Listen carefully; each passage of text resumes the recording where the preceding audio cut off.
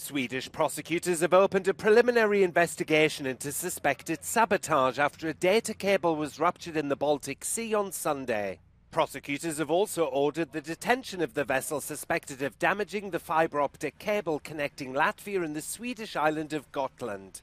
The Swedish Coast Guard said they were positioned near the vessel, which local media identified as the Malta-flagged Vezhin.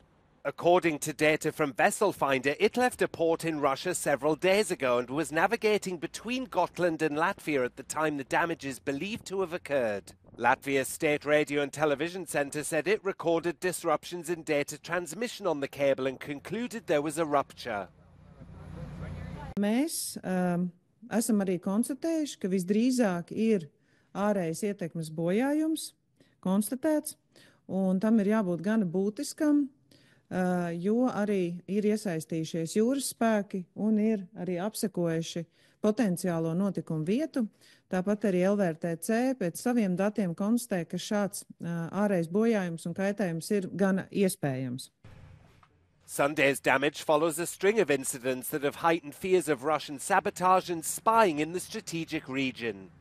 Earlier this month, NATO launched a mission dubbed Baltic Sentry to provide enhanced surveillance and deterrence in the Baltic Sea.